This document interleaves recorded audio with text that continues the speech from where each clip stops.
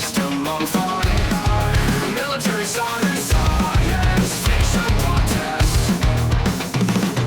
Untold stories every Wednesday. Military science fiction podcast.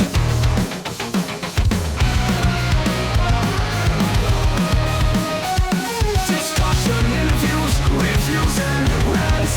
Military science fiction podcast. Welcome to the Military Science Fiction Podcast. My name is Jeff Haskell, and this is Rick Partlow. Together we have written a ton of books, mostly Rick. I think I'm up to 30 or 29 or 30, and Rick's up to like... I'm almost done with the 87th. 87th, oh my gosh. Rick's latest book is Accidental Astronaut. Most of those has been published by, I want to say by Athon and Variant. Is it Variant. Variant Publishing. Athon and Variant, yeah. But Rick started off self-publishing, and so did I. My Grimm's War book series is published by Athon, but I did two series, Arsenal and Wraith, that were self-published and still are self-published. So we thought it would be a cool idea to talk about what to expect when you are self-publishing, what to expect when you are trying to get a publisher, what to expect, Poverty and aggravation. what to expect when you are when you do launch a book. What's it look like?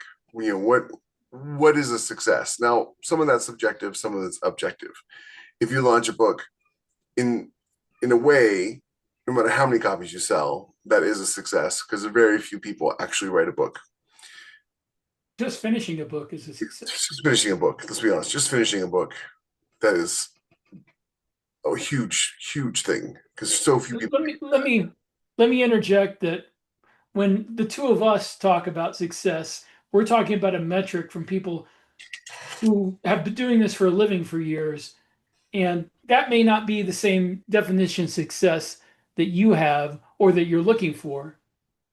So don't be like depressed when we talk about like, oh, we didn't launch in the top 1,000. That's such a failure. You know, that's people who've been doing this for, you know. I've been doing this longer than me. I mean, I've been doing it since 2017. Yeah. Now, bear in mind, successful authors, and when I say success, I'm speaking financial success, right? Yeah. Financially successful authors are few and far between. The vast majority of authors make $500 to $1,000 a year that make any money at all. I mean, actually, the vast majority of authors don't make any money at all, but the ones who do make money, they don't make a ton. It is very rare for authors like me and Rick to have the success that we've had. We've also worked really hard, and it took us a long time to get there. So it was not overnight, though I'm fond of saying Rick is, a huge hit, overnight success, 14 years in the making. 25 years in the making. But for us, success is about money. And so, do you see that? Did you see that? That was pretty cool. Did you see that? You didn't see that, did you? I'm sorry, I was coughing. A little dollar sign rolled up. Oh, really? I said that. It's about money. Oh, yeah, there it is. Okay, so starting off from the beginning, like I'm just going to give you like a brief overview of my first time self-publishing, and then Rick, I thought maybe you could do a brief overview of what yours was like and like what we went through and what it felt like, because I think a lot of people, and I came up with this idea because Will Crudge recently launched a book with Athon, and he was like, "What does a successful launch look like?" And so, to give you guys an example, my first book was not self-published. It was actually bought by a publisher, and it did really well. When it launched, it did really well. I didn't have any doubt that it was successful because I could kind of like estimate how much money it was making. Unfortunately, they declined to pick up the follow-up of that book, and so the next two books in that series just bombed, and nobody read them. And a lot of that was my fault. It wasn't the publisher. So my first actual self-publishing experience, I learned a lot from that, and I went and took that, and I published Arsenal. I sold 600 copies in the first month of Arsenal, which is, huge. I mean, if you sell 100 copies in a month, you're probably sitting pretty good.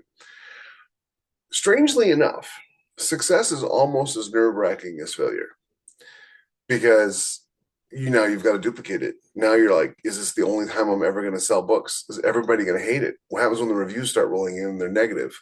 To quote something that's apropos of military science fiction, the only thing more melancholy than a battle lost is a battle won.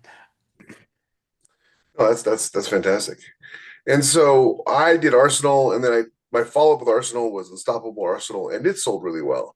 And by really well, Arsenal hit, I want to say 1,200 in the store, and then Unstoppable Arsenal hit 900 in the store. I can't give you exact numbers of how many books that sells, but that's a lot of books. It was enough books that by the end of that first year, I think I made $15,000 or $16,000 off of 3 books series. How many books that sells depends on how many books were in the store at the time. Yeah, yeah, and it's a variable number, right? So if you have the misfortune of releasing a book the same week a new Harry Potter book comes out, not that those happen anymore, but you're gonna have a hard time cracking the top 10,000. Or He Who Fights Monsters. You don't want to launch the same week as Shirtaloon. The so Arsenal and Wraith did really well, and it was easy for me to like parlay that into writing Grimm's War for Aethon because I had like a proven track record. I went to a local writers meetup once, and I was trying to ingratiate myself with the writers and kind of make some friends and help people along the way. And I happened to mention that I had a self-published book at 900, and they all just like lost it because none of them had a book come even close to that. So if your book, in my opinion, if you're self-publishing and you're not doing any advertising and your book gets in the top 10,000, people are buying it and they're reading it. If it gets in the top 1,000, that's spectacular. You have done a feat that only 1,000 other people have done on that day. And statistically, that's pretty cool. If you get the top 100, you're a rock star. And rich. The only time you have to, I hit 120 of the book and only made $900 in one day. When was that though? That was my first book with the That was 8-9 years ago. Yeah. So it also depends on how much you're selling a book for and how many page reads you get and things like that. Because page reads, people checking your book out also contribute to sales ranking. So when do you have to worry? I think you have to worry is if your book doesn't get below 10,000. If your book hovers around 12 or 13,000 and then starts climbing up immediately, you've only sold a couple of copies. That's not a successful launch. For me personally, anything over 500 is not a successful launch anymore. It's got to hit 500 or around 500, below 500. It's got to. If a new Grimm book launched and it was sitting at 900 for the first week and then started climbing up, the next Grimm book would be the last one. That's not a successful launch. By the way, when we say climbing up, we mean the higher numbers are worse. Yeah, one is the best-selling book in the market. Yeah. My understanding is at 50,000, you have sold a book in the last 24 hours. At 100,000, you haven't sold a book in a week. At 1 million, you haven't sold a book in a month. So when you see people talking about their best-selling novels and you go and you click on it and they're sitting at 500,000, they're not a best-selling novel. At least not anymore. They might have been at one time. But if they came out a week ago and they're at 500,000, that book has failed. And there's something like 9 or 10 million books on Amazon, and only 50,000 of them are selling at any given moment. And, that's kind of eye-opening. How about you, Rick? What was your first experience? Well, mine was a little before yours. Mine was in 2011, so it was way back in the Wild West days of KDP. I didn't know what I was doing, so I had 2 books I had written to try to get published by TradPub that didn't, and a friend of mine told me about KDP. It took me like a year before I decided to put them on there. I put them on at 99 cents a piece and would have done it free if they'd let me, because I had no confidence whatsoever in their ability to sell anything. So I'm just going to put it as cheap as possible. Put one on July 31st, the other on August 1st, so one day apart. And did no advertising whatsoever, except this being 14 years ago.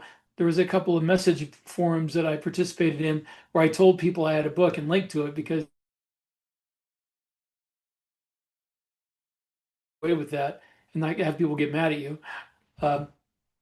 And somehow within the first month or so, between the two, I sold like 30,000 books. Now, they were all 99 cents a piece, so Well, that was a nice little cash infusion. It was not a fortune. And so I started writing more books, but I didn't have the foresight or the knowledge at the time to have already written these books before I launched the first ones. Because if I'd had books already written and I could have launched them like a month apart, I really could have made a lot of money back then. Yeah, but that's not your fault because that was only becoming a thing like Yeah, late. I had no, there's no YouTube channels about Yeah, it. There's no podcast. There's a couple of blogs that you really had to search for, and I had no idea. 20 books hadn't even started when I No, no, uh, they had 5 years before it started after that. the biggest influencer of my writing generation, so to speak, was Chris Fox, Yeah. and He had not written his book yet. and this was in 2015 when I was writing mine.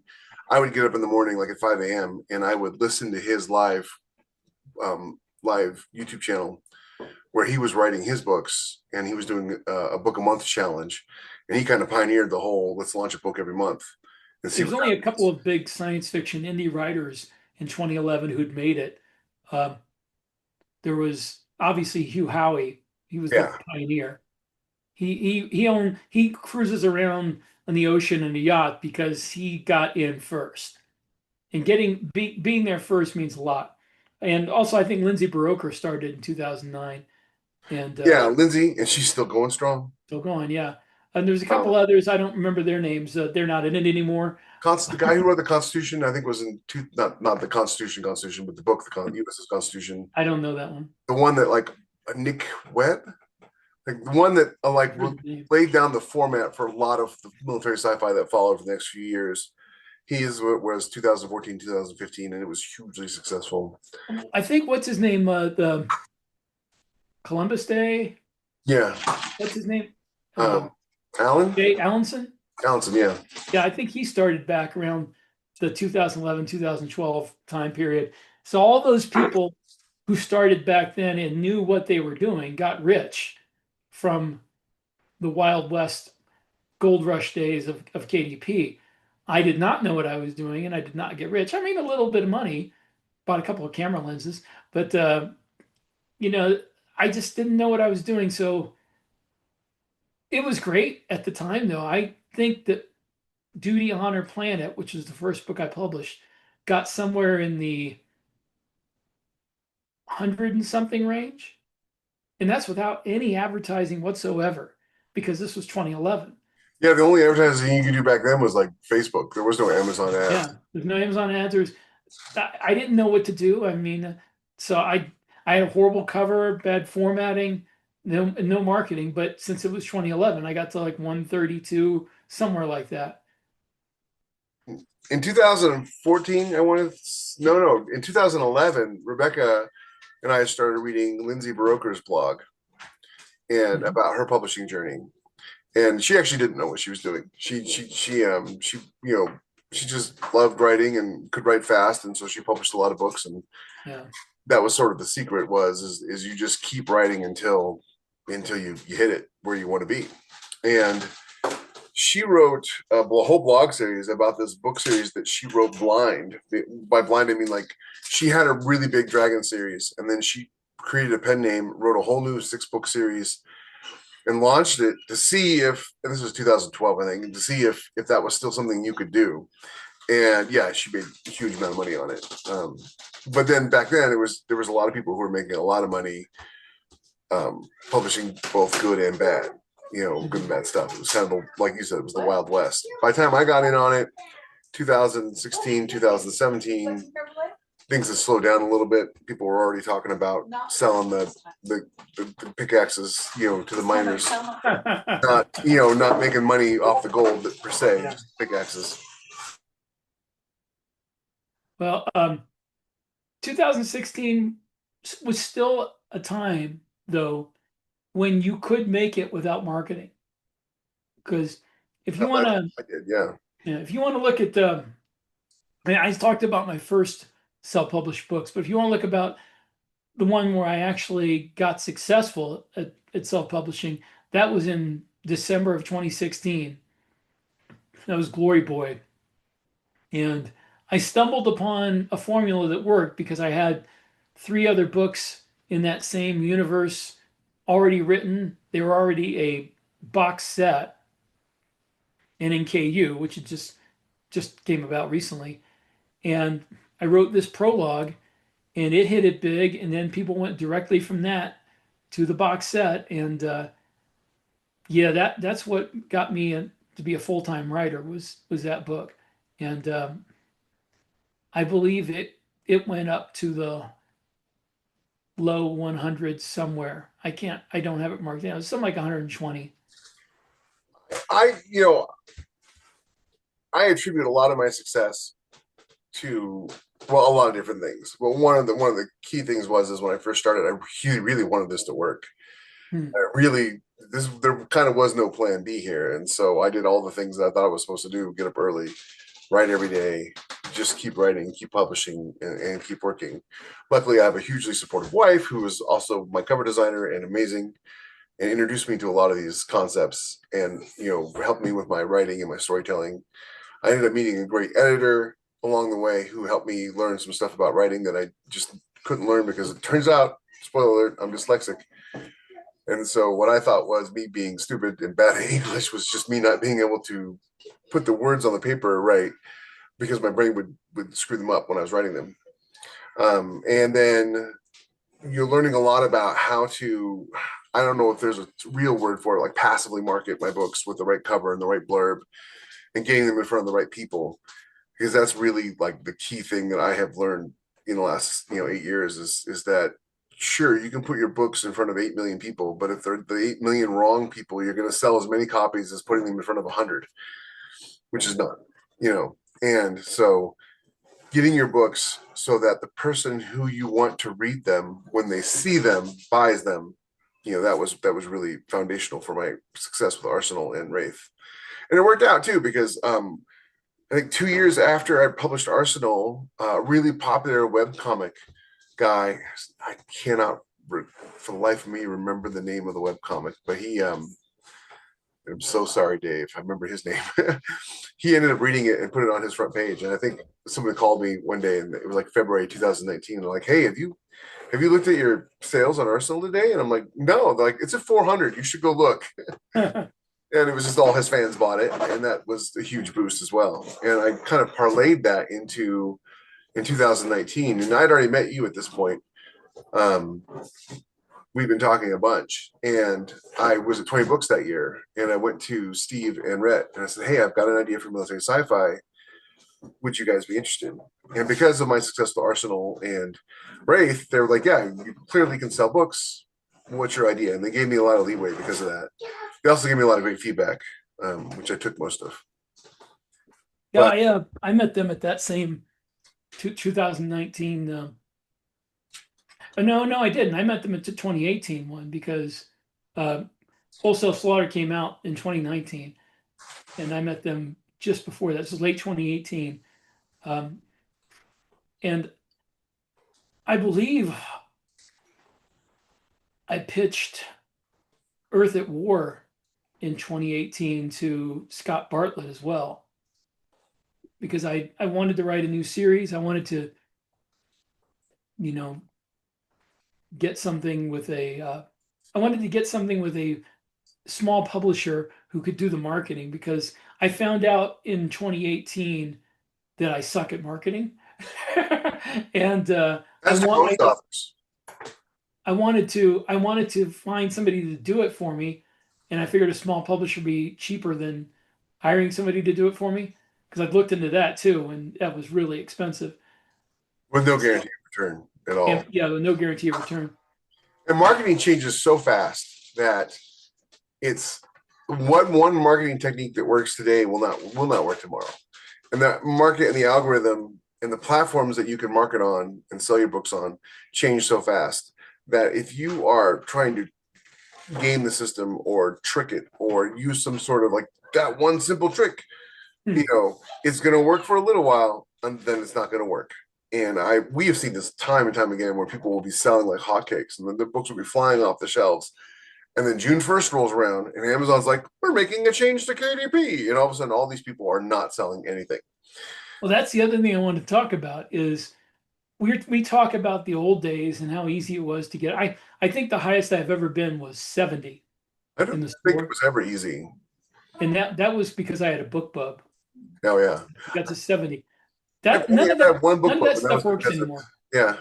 None of that stuff works anymore. And your experience at launch is going to be different now than it was when we started doing this, either 2011, 2016, 2018, 2020. 2024 Yeah, it's going to be different now. It's there for one thing, there are something like what is it, 3 million books a year, I a think. year, yeah, published on Amazon. That's not even And getting into it, like the AI slop that's flooding the market. yeah, so you're competing against a much, much bigger field out there.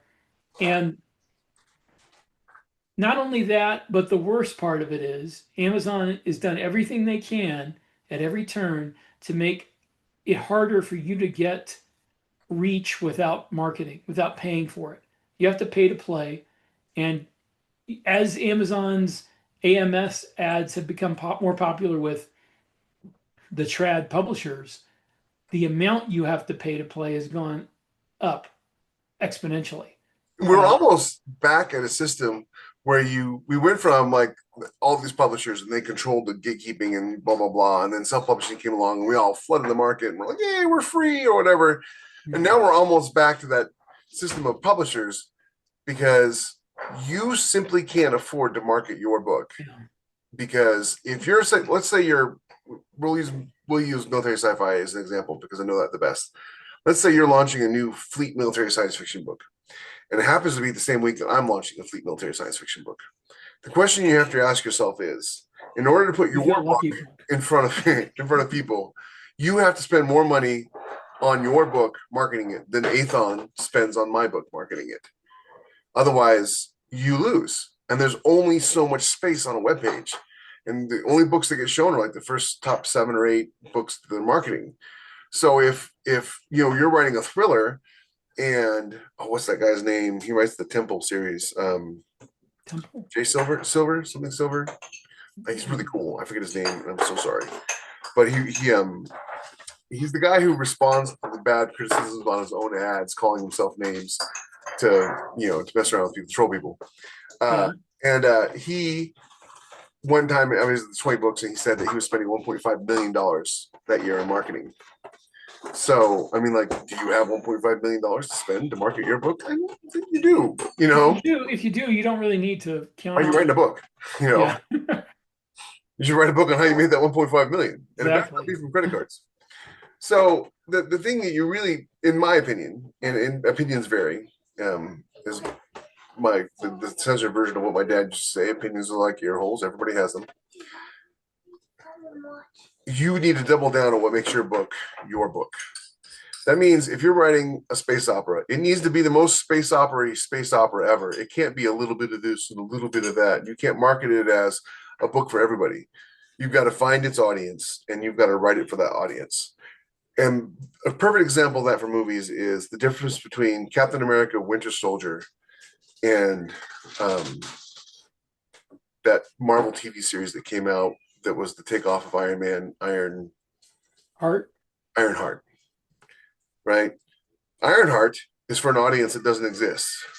Captain America Winter Soldier was for the superhero fan audience.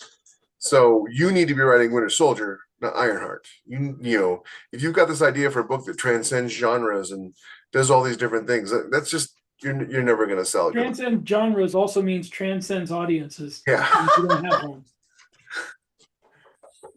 My wife knows that well because she's a cover designer. That was her laughing. She's a cover designer, and a lot of times when she gets the cover brief from people that she sends out, and they'll send it back to her, and it'll be like, "Well, my book is everything. You can't pin it down into one genre." And I'm like, "Your book sounds like it's for you, which means you have an audience of one person, and that's how many copies you're going to sell." If your goal is to sell books, now clearly, if your goal is to not sell books, if your goal is you want to write a book, you don't care if anybody reads it, then more power to you. I mean, I wish I was in that. Nobody is telling you you have to do all this stuff. You don't have to do that. This is if you want to make money. Yes. Some people don't really care about making money part. They wrote a book because it's their dream, They publish it so other people can see it. If one person buys it and reads it, they're happy. And they So want to throw a couple $100 of marketing at it, to sell a few more copies. They're not really trying to make a living at it. right. What we're talking about is for people who actually want to do this either for a living or for a really good side hustle. We're not talking about if you're doing this for the art, don't bother listening to this. You're doing it for yourself. Don't bother listening to this. This is for people who want to. No, listen, because you might someday decide you want to do it It's to make true. money. And it's not to say that Rick and I don't do it for the art. We both love the creative process. We both love the art of it. But there's a Venn diagram of art and business and life. And, where that intersects is where we live, and because our goal is to provide for our I live families. in Wyoming. What? So I live in Wyoming. I don't know. Okay. A little south of you. Apparently much warmer, though. It was 50 today. 65 right now. It's ridiculous. Oh, wow. I blame that stupid polar inversion that was supposed to hit us. It didn't. Yeah. It missed us. It's trapped all the warm air here. But the point being is like you can do it for the art and the love of what you're doing, and if you have a day job or whatever, and you're not trying to provide for your family, and you just want to write books, do it. There are no more likely, given all the writers I know, you have a pension or retirement. Yeah, right. You'll be surprised at how many successful writers who are like retired, or they've already made a bunch of money in some other industry, or they have a. I think Craig Mortel has like three retirements. Yeah. I was in a unique position of which that I had lost my job. I was having trouble finding another one. I had a baby on That's not a unique position, by the way. I had a baby on the way. And my unique position is that I had a wife who was willing to gamble and let me try for a year to be successful as a writer. And our deal is that any success, like any significant amount of success beyond like $50 or whatever, like if I made a few $1,000s, that was success and I could keep going. And I happened to sell my first book, and I got a $1,500 advance and publishing contract, and that gave us the confidence to keep going down the path. I couldn't have done it without her.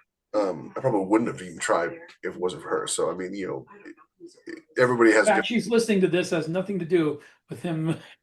No. But she's also a writer too, along with being cover designer, and she's actually a better writer than I am. But I have the ability to get up at 5 and write. And she's got the kids to take care of in the morning, so it's really hard for her to do that. But my point is that you've got to find a system. If you want success, you've got to find a system that works for you, where you're producing enough books that you can release regularly. And it's really important that you know who your audience is and what they want, and you write for them. Neither one of us would be successful if we didn't have an audience that we were writing for. And maybe you stumble upon your audience, and maybe you don't know who your audience is at first. That's okay. But if you're writing military sci-fi, don't write a book about civilian reporters in a war zone that has very little to do with the military and call it military sci-fi. You want to write the most military sci-fi ever. If you're writing superheroes, put the word superhero in the title. There's a reason. I used to think it was so stupid when books would come out and it'd be like a John Blaine novel, a thriller novel, and I'm like, what? Clearly we know it's a thriller. Nobody else gets their books named after the character. But no, that let them know, like, this is a thriller. Don't mistake it for anything else. And that's kind of what you want. It's almost like kids movies. You watch a kids movies, they're stupid simple, right? K-pop Demon Hunters, great example. Fantastic movie. And has a very simple message, and you can't mistake it. And that's kind of how you need your book to be. You don't want anybody looking at the cover and the title and reading the blurb and going, I don't know what this book is. I don't know what genre this is. This isn't for me. You want just as many people saying this isn't for me as you want saying this is exactly for me. This book has my name on it, kind of thing. So, and your experiences will vary. And I always tell people, like, the only way to really fail is to quit. Because if you do it long enough, you'll learn what you don't know, because you don't know what you don't know. You'll get better, and eventually you will succeed. Will Crutch is a great example. The dude, I think he wrote like 40-something books before he signed with Aethon. And his Aethon series is doing pretty good. Yeah. Kevin Eikenberry, another great example. He was traditionally published, and it did okay.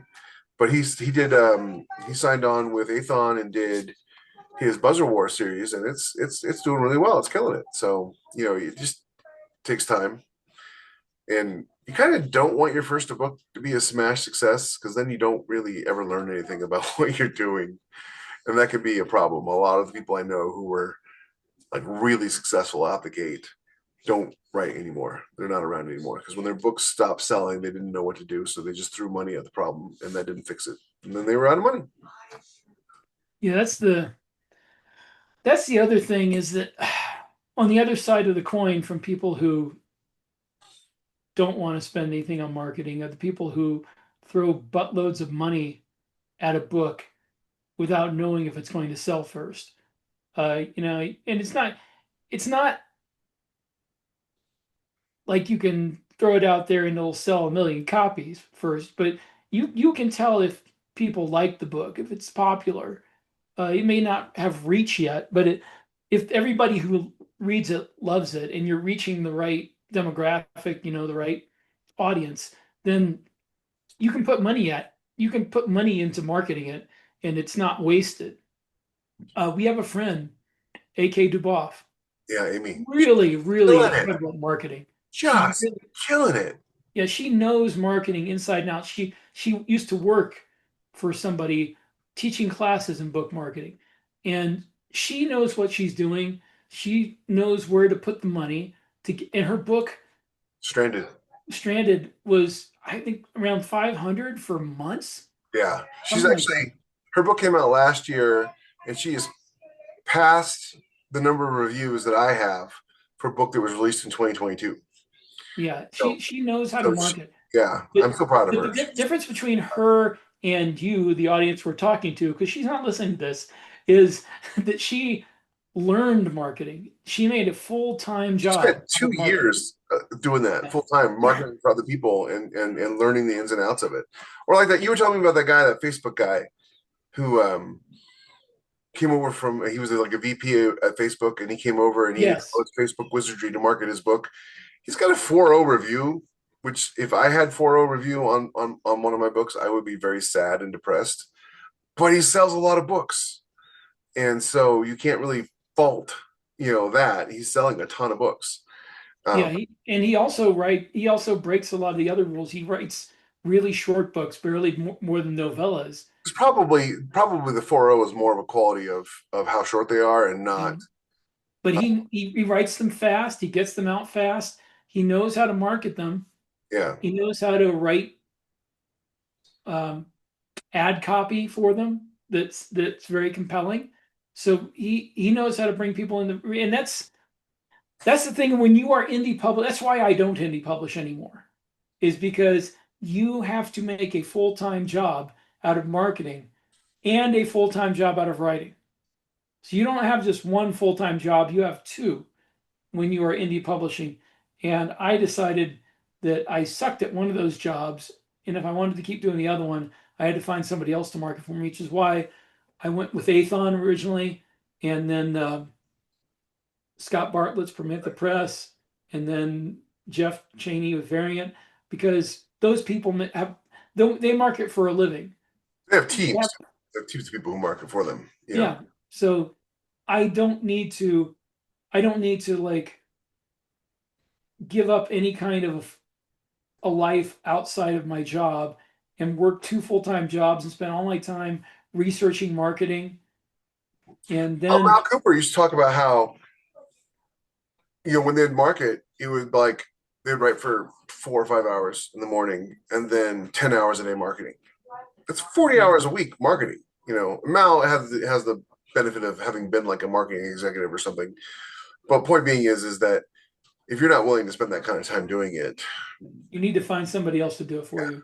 or not do it. And that was my decision. I just after my Facebook ad account got banned the second time for Arsenal, I was just like, okay, well, I'm just not going to market it. I'm just going to focus all my effort on writing it and then talking about it whenever I can in a way that endears people to it, as opposed to like spamming links on people's Facebook pages. I just was And always it's talking about hard to do that anymore. It's hard to get away with not it. It is. marketing.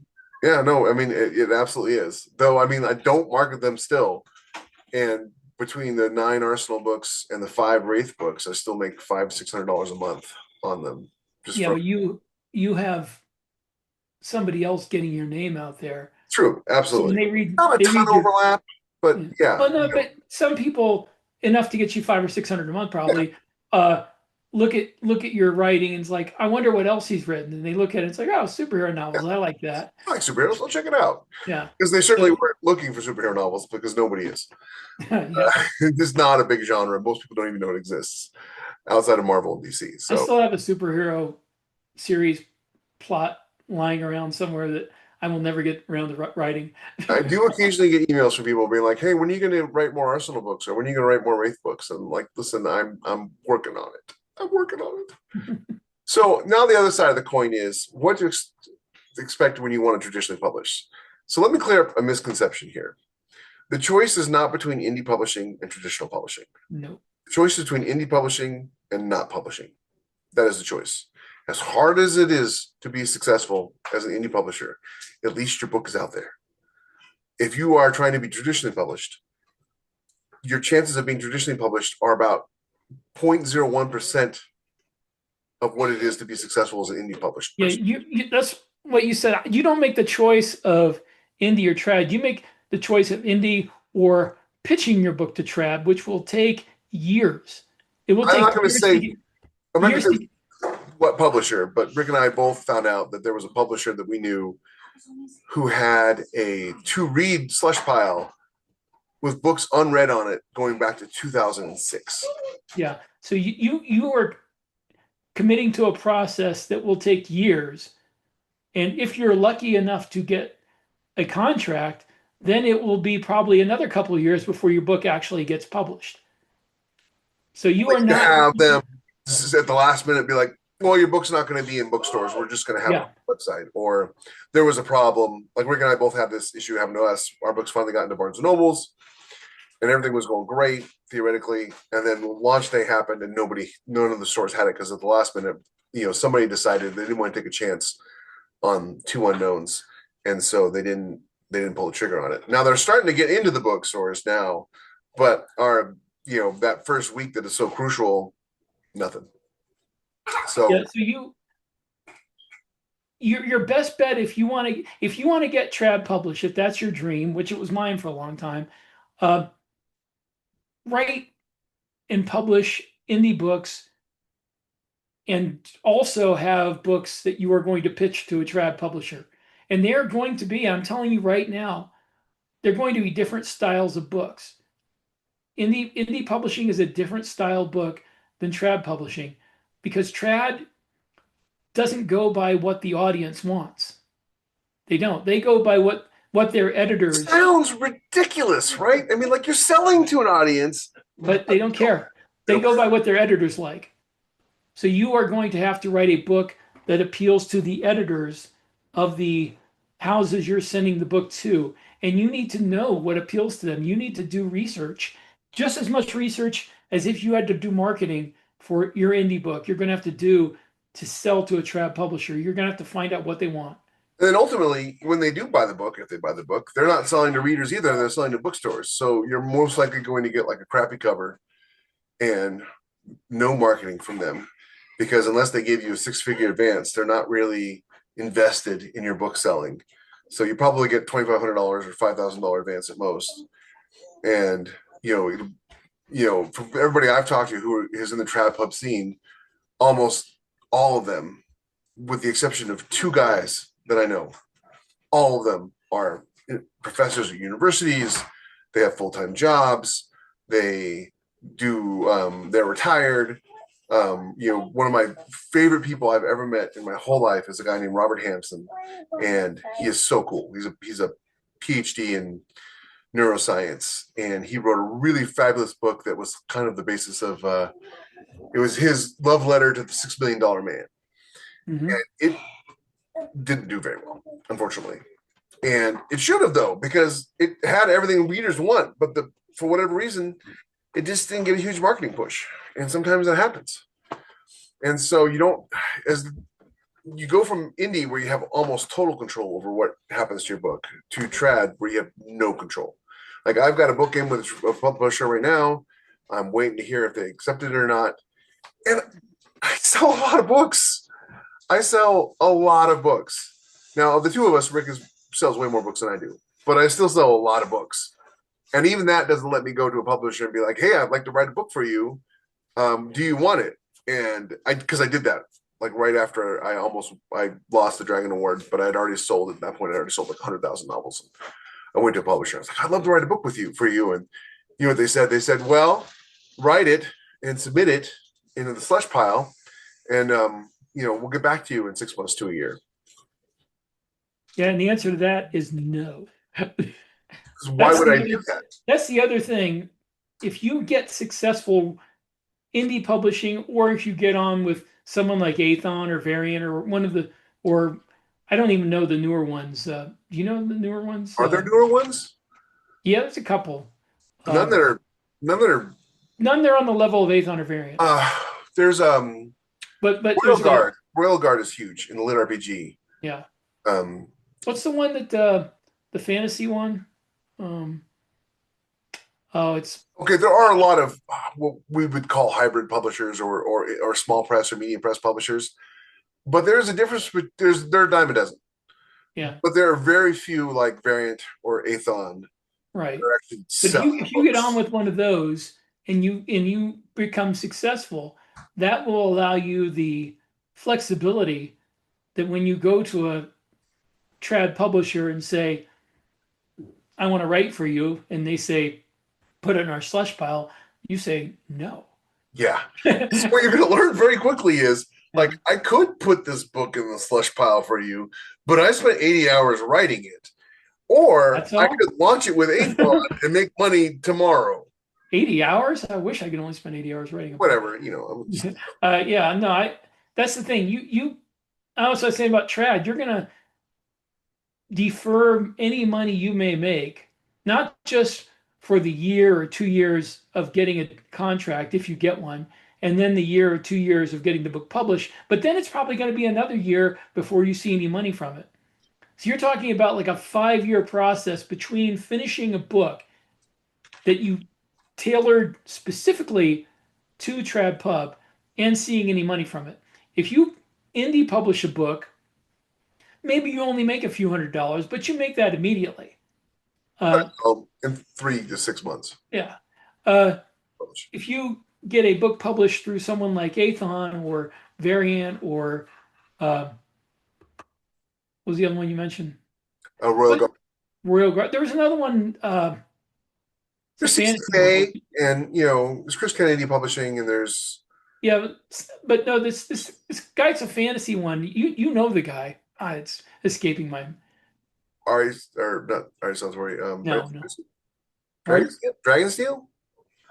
Brandon Sanderson's publishing house? No. This is guy who's written lit RPG and fantasy, and he.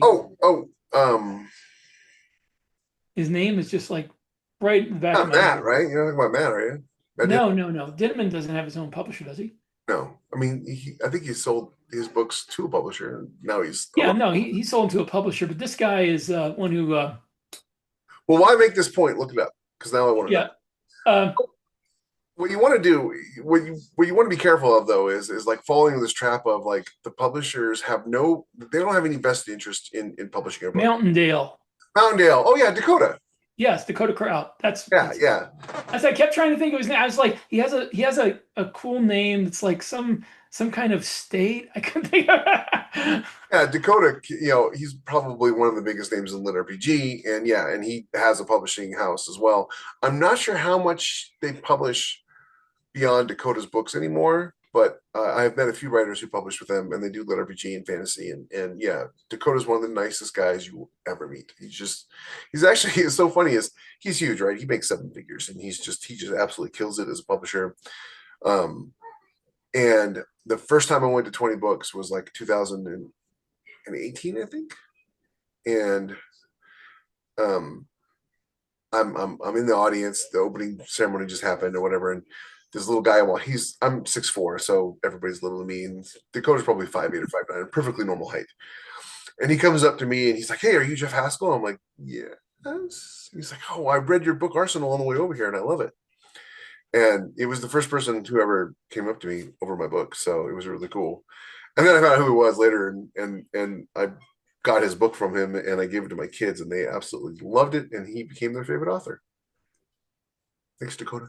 It's very cool. But but yeah, I mean, like you could find somebody like that, like who we have, or any of the other successful medium. Successful. This is the key here. Not they publish a lot of books, because a lot of people publish a lot of books. Because for them, if an author makes $50, that's okay, because they got $25 off of 10,000 different authors. Yeah, let me preface this by saying there's three types of hybrid publishers. There's the successful type, like Mountain Dale, like Variant, like Athon, who know what they're doing, know how to market, get you good covers, will arrange for audiobooks, and they're on the up and up. They're basically a trad publisher, except they're mostly Amazon specific. Then there are the scam artists who will charge you to make crappy covers, charge you for crappy editing, and charge you to publish your book, all things you could have done yourself with minimum effort. They are scam artists. You avoid them. There's Money also flows to the author. yeah, there's also a third category though, and that is people who will not charge you. They're honest. They're up and up.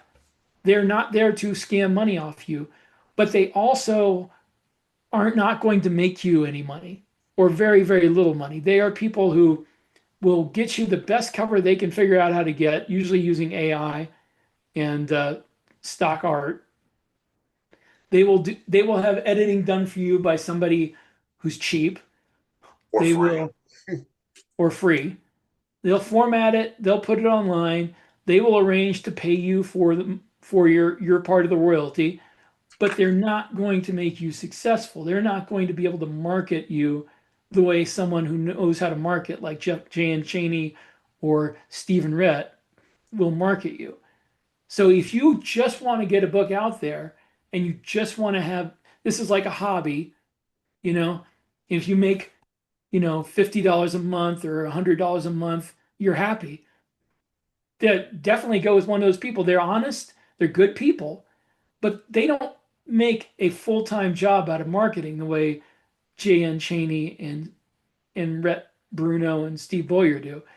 They don't know they don't have the connections to get the good artists for not as much money as like the best, like Tom Edwards. They're not going to spend Tom Edwards money. He's the best, but he's also the most expensive. So, they're going to find somebody who is like a level down from that, where they spend an acceptable amount of money, but they don't bust their budget on that. So they're going to try to make you money. And if you don't make money with them, it's because your book just didn't appeal to people, or there was some other exterior problem, like all the problems Amazon's been having lately. Yeah. But if you put your money in with one of the third category, not your money, you put your book with them, it's not going to be, it's not going to be something you're going to retire on, or you're going to quit your day job. This is like, hey, I made money at my book type of deal. If that's what you want, that's fine. There's nothing wrong with that. And on the flip side, going with Athon, or I say going with submitting to Athon or one of the other publishers of their size, they do have a slush pile. But I know for a fact that Athon's goal is to always have 0 books in the slush pile. So They actually read the slush pile, unlike they somebody have else. dedicated readers, who burn through those slush piles. And you might think, like, well, how come it takes so long, or why doesn't it take them so long to read it as, say, the Trad Pub? Well, the reason mostly is because TradPub doesn't want to read your book in the slush pile. The slush pile, for the most part, for TradPub is a way to get you to submit a book so they can ignore it for the rest of their lives. Their editors are busy finding books. I can't tell you the number of times that, well, I can't tell you the number of times, but I had this really bad experience where I had been told basically, like, we're not interested in you as a writer. This is after I was successful. Only to have, and we're not really publishing anybody right now, only for them like a week later to announce that they were publishing 2 new authors who had never published before ever. And, I'm like, okay, Basically, you that's not have to come to the attention of one of the big better. time editors at a publisher to get past the slush pile. Yeah. And Athon's gatekeepers, slush readers, like you can know you won't know if a book is good after the first sentence, but you'll know if it's bad. And so, like, I know one of the slush readers, and he's constantly like, I got a paragraph in and it's done. So it tells you how important that first sentence, first paragraph, first page, first chapter, first, half of the book is, because you will lose it on the first little sentence. You'll lose it on the first chapter, you lose it on the first paragraph. So, you can get through a lot of books if you're willing to be like, okay, this first sentence sucks, they're out. So make sure that you have a great first sentence. But if you submit to Athon or Cheney or one of those other CCK, you'll hear back relatively quickly, a month or two at the most. Whereas if you submit to Tor, Bain, or something like that, it could be years. It could be years before you hear back, if I ever. think didn't Scott Moon say that he once heard back from a publisher 6 years after he sent them the manuscript? Yep. I mean, like, what's even the point of that? Yeah, Why? there's no point. Unless you're emailing them and mailing them to say, like, we loved it, we want to publish it, here's $1 million advance. Why even bother after 6 years? I've got a book with a publisher right now that I had written, and if they don't get back to me another month, I'm just going to turn around and do something else with it, because I can't hold on to a book that's written for that long, because every month it's not published, it's costing me money. Here's the deal with trad publishers right now. Unless they come to you, you're probably not going to make any money, Yeah. even if you get published with them. If they come to you, they want your book, they will spend money marketing your book. If you go to them, then they're taking a flyer, and the odds are, if your book ever gets to a bookstore, it's not going to get any kind of marketing, it's not going to get any kind of promotion, and you will not make any money. And it doesn't make sense, because you're like, why would you even publish it if you didn't want it to make money? And yeah, well, they have a certain amount of books they need to publish every year. And guess what? You're the filler episode. And simple as The that. bottle episode of Lost, whatever. Yeah. You're that episode of Star Trek where they have the entire episode is nothing but flashbacks. Yeah. Because they need to save money. That's it. So congratulations. So indie publishing from 90% of everybody is the way to go. For 10% who can make money, indie publishing, and don't want to do the marketing, and you're a good enough writer, because let's not make no mistake, you cannot just like face plant on a keyboard and sell it, no matter how good your marketing is, no matter what marketing gurus tell you. You have to be a good writer. So if you're a good enough writer and you can get in with a publisher like Athon, go that route. You will be much happier as a writer. You'll get to write less marketing. But if art is your goal, it's like I'm an artist, and I crave, you're an artiste. crave validation of people I've never met in rooms I'll never see, that work for companies I've never heard of, then Trad Pub is the way to go. And but you may never get there. I mean, you just have to accept the fact. Probably will not get there. Yeah, 99% of everybody never gets published, even the ones that submit. And yeah, there's something said for tenacity, but still, it's if you indie publish, if you self-publish, and just say you suck at marketing and you only sell a few books, well, at least somebody's going to read the book. At least the money that you get is going to go directly to you, and you're going to get it sooner, as opposed to getting 30%. As opposed to getting, about probably the same amount of money, but only 2 years later. Yeah. If you had a trad publishing deal. So that's sort of the realities there of publishing, and it's, Rick and I are both pretty honest with people about what to expect. If you have any specific questions, please leave them in the comments so we can address them. I know I had that question when I first started, was what does a good launch look like? How many books should I be selling? How often should I hit the refresh button on my KDP dashboard? The answer is every 5 seconds. Just, I do want to say that there's the one benefit, not the biggest benefit or the only benefit, but one benefit that's contributed to my mental health of being a really fast writer is that there's enough books out there that if I have a bad launch, I don't feel like my world is ending, because I'll just write another book. I'll write another series. And depending on how fast you write, it may be a good thing for you mentally to have that attitude that if this book crashes and burns, I can write another one and I can do it fairly quickly. And it's not the end of my journey as a writer. Um, Also, this is just a little bit of professional advice. If your first book crashes and burns, don't put out another book with that same name, that same pen name. If you use your real name in that book, the next book use a pen name. Use the pen name, next book use your real name. Just don't, because if you get too many bad books, bad performances from a pen name, Amazon will Stomp kind on. of kill your visibility even more than they already do, Yeah. even if you pay for advertising.